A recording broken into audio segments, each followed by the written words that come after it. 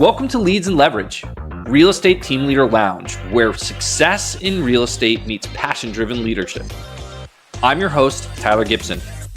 I'm an entrepreneur, real estate team leader, and investor, and I'm thrilled to have you join us in the ultimate hub for real estate excellence. In this exclusive lounge, we're diving deep into strategies, tactics, and stories that fuel the success of real estate teams. Whether you're a seasoned pro looking to take your leadership skills to new heights or an aspiring entrepreneur ready to build your own powerhouse team, this podcast is your go-to resource for insider insights and actionable advice. Get ready to hear from top experts, industry pioneers, and real-world achievers who are making waves in the real estate world. We'll explore the best practices, share invaluable lessons learned, and equip you with tools you need to thrive in today's competitive market. Welcome to the lounge, where leaders are made and success is earned. Come on in to the Real Estate Team Leader Lounge. Hello, and thank you everyone for joining us again for another episode of the Leads and Leverage podcast. Today, I'm joined by Lisa Ritter.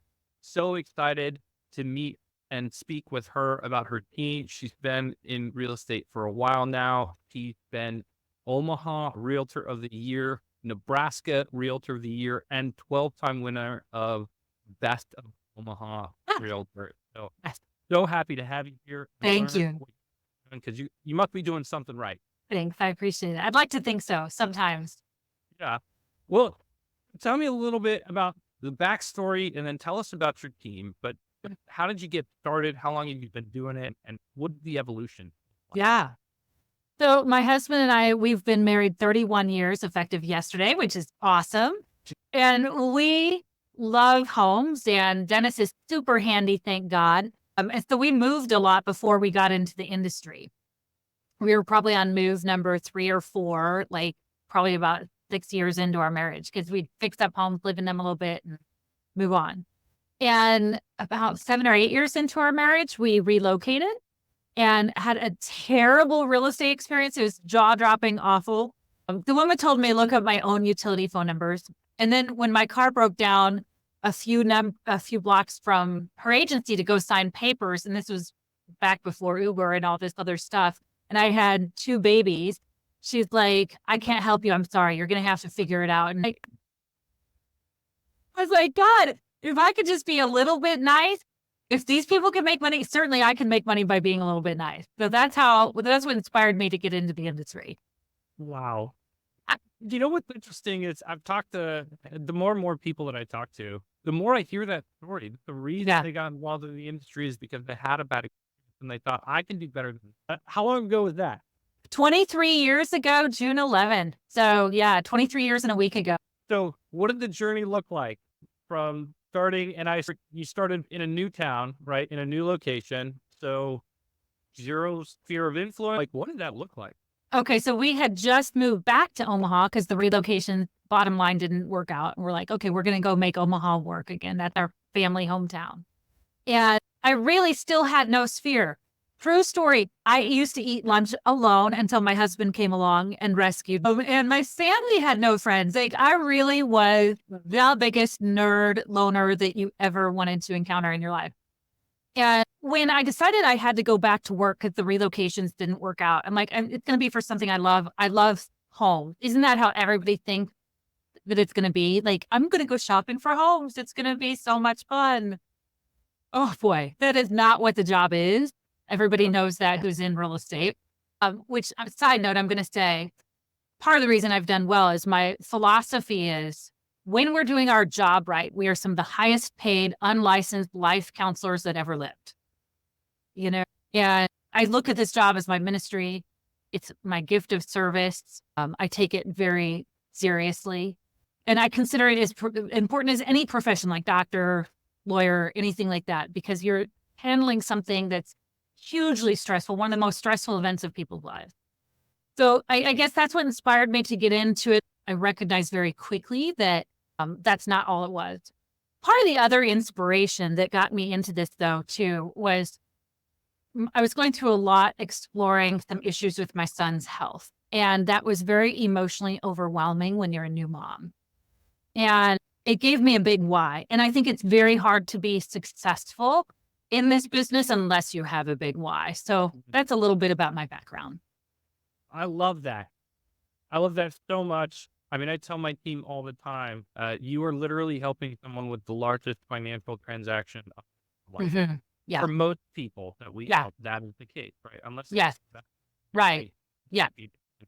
For most people, what we do is we help them through one of the most stressful things they're going to do and the largest financial lift of their life. Right. We need to carry that weight. Yes.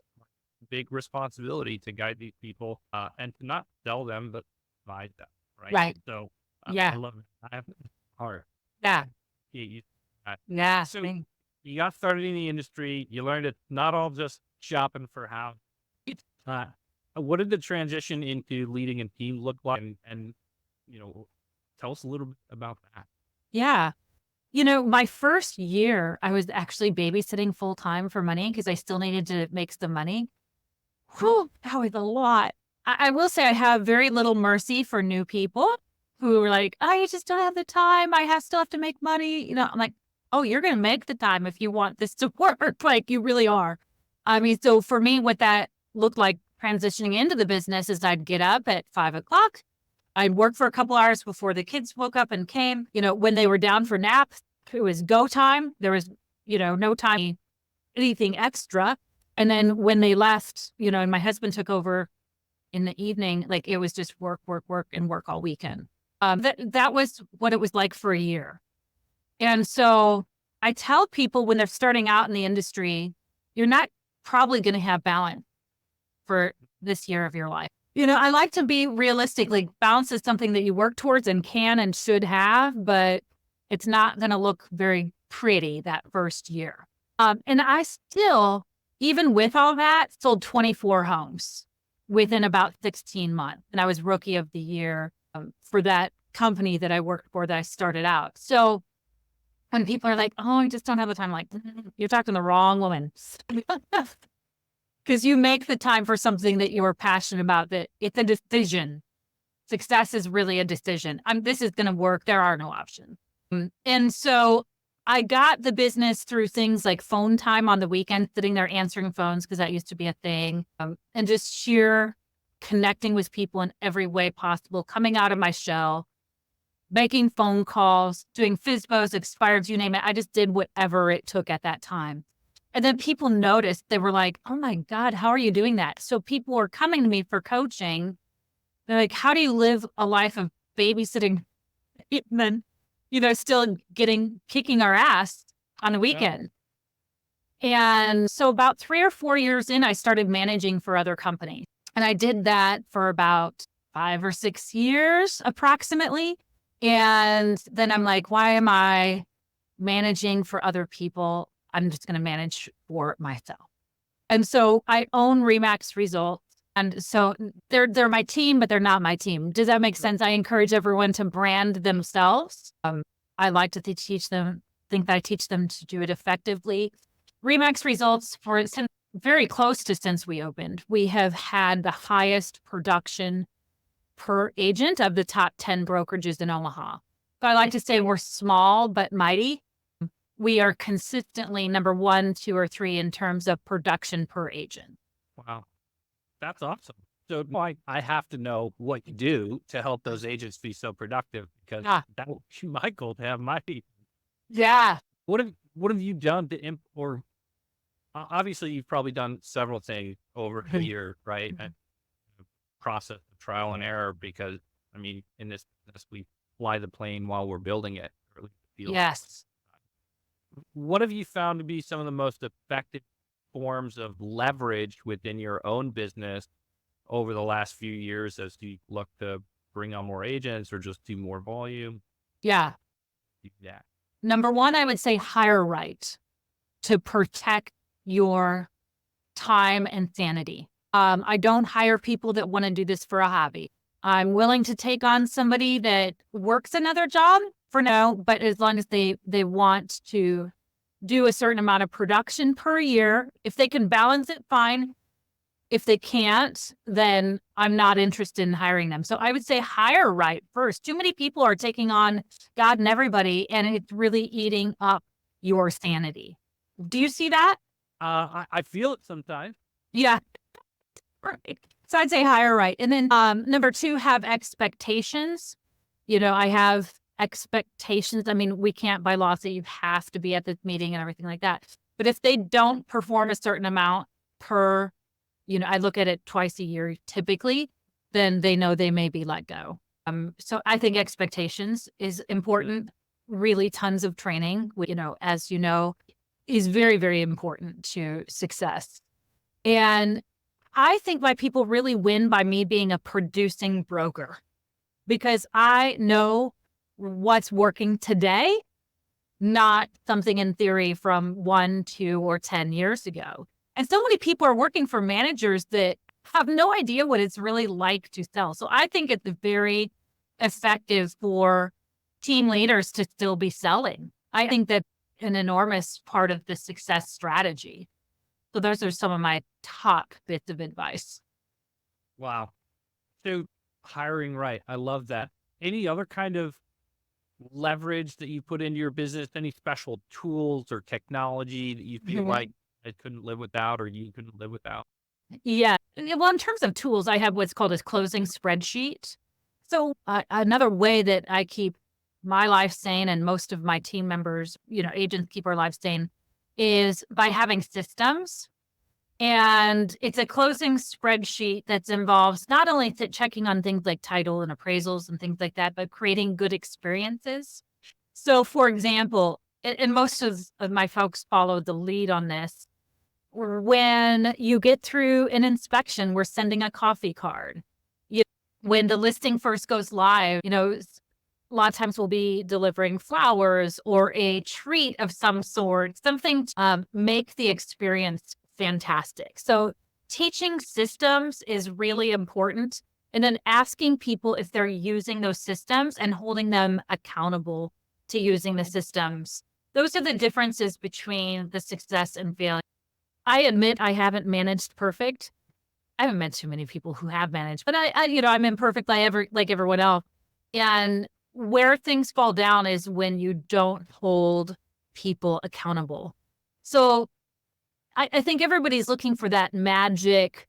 Oh, there's this exact tech tool that if you just use this exact software, it's going to work and your life will change. And now suddenly you're each producing 30 to 50 per person. It's not that. I think more about managing your emotions and the emotions and systems of your people.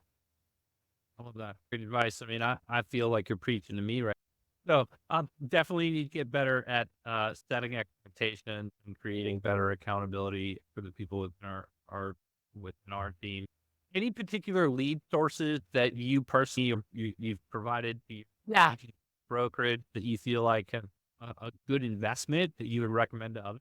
Right now, what I would recommend as an investment to others that I feel pretty passionately about is Google. You have to change with the times. I've been there, done that with Zillow and Realtor.com and Boomtown and you name it. For me, at the moment, nothing is working like Google. And some people are listening to my advice and some people, there's only so much we can do to control. But that has been game-changing, awesome for me. Wow. Uh-huh. In what capacity are you using Google? Yes. Google local ads. There's Google, which is a form of Google pay-per-click, and then the other more robust Google pay-per-click option. There's YouTube ad, and then there's just trying to be, organically ranked for search engine optimization. Google, and Google My Business, which is, review platform. Yeah. What aspect of Google have you guys? Yeah. Yeah. Yeah, so I'm going to give it away to the local people, but, so many people won't take action. So that's why it's going to be fine.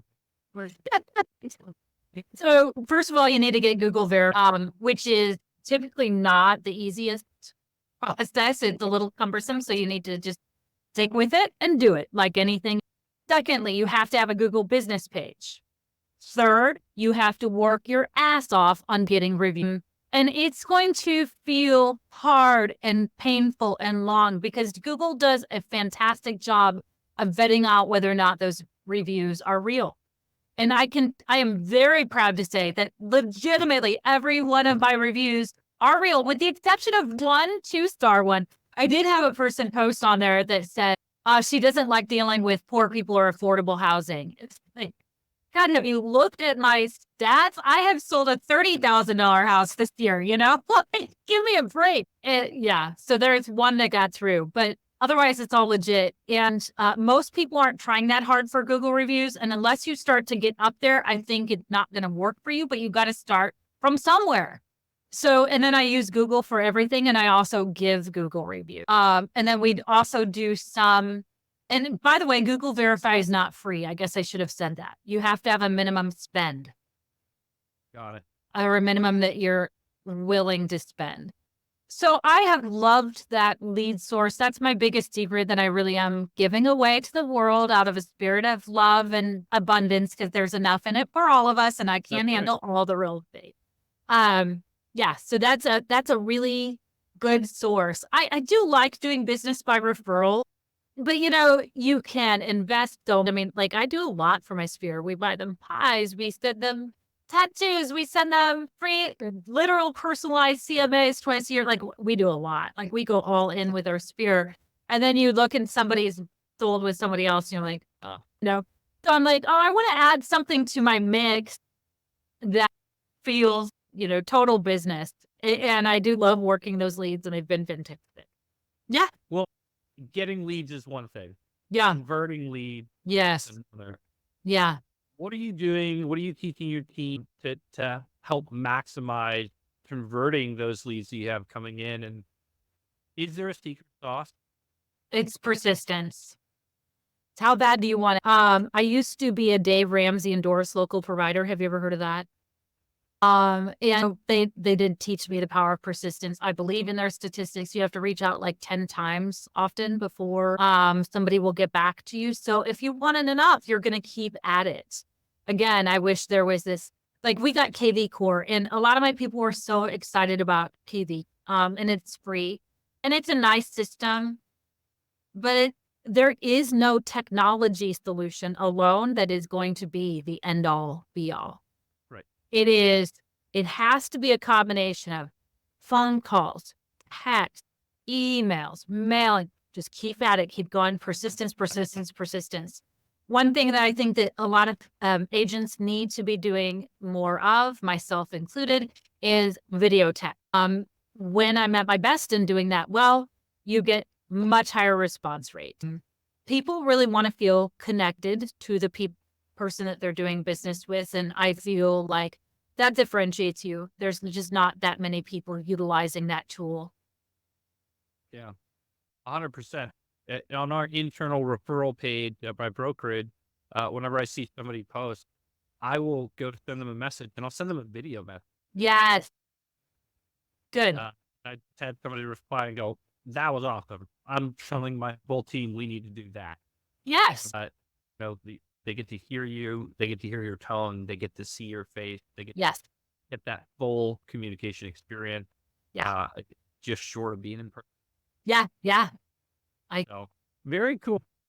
If there's an agent that's thinking about starting a team or starting their own brokerage, what 2 things that you would tell them they should either think about beforehand or they should avoid doing as they get started?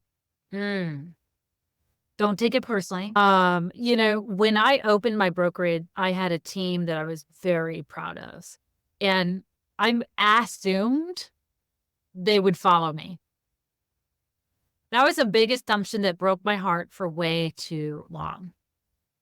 So do your best, be consistent. And if you keep doing your best and you're consistent, you're doing the right thing and living a life of integrity, it's all going to shake out the way it should.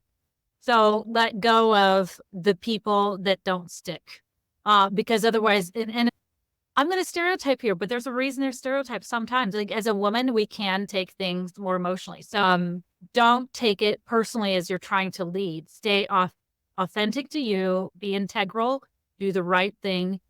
Success will come would be my number one piece of advice. And number 2, it's going to take a lot more than you think. So don't think this is going to be an easy journey, because it's not. But it's emotionally and financially rewarding in the end. It's going to take a lot more than you think it's going to take to start. I love that. Yeah. Both of those are such great pieces of advice to anybody thinking about starting a team. If somebody wanted to connect with you, learn more about Omaha, what's the best way for them to get a hold of you? RitterSellHomes.com is but I still love phone calls. So nobody's, just Google me so that you can get my phone number and call me, please. All right. Yeah. Well, thank you so much for being here with us today. And thank you so much to those of you listening in. Join us next time here at Lead to Leverage Podcast, Team Leader Lounge. We'll catch y'all next time. Thanks, Taylor. And that's a wrap for today's episode of Leads and Leverage. I hope you found our conversation insightful and actionable. Remember, success in real estate is not just about transactions. It's about the relationships you build, the teams you lead, and the impact you make in the lives of others. If you enjoyed today's episode and want to stay connected with our community of real estate leaders and entrepreneurs, be sure to subscribe to the podcast and leave us a review. Your feedback helps us bring you more valuable content and guests. Don't forget to visit our website, gpghome.com/leads and leverage for additional resources, show notes, and exclusive updates. You can also follow me on Instagram at real_Tyler Gibson to join the conversation and connect with like-minded individuals. See you next week.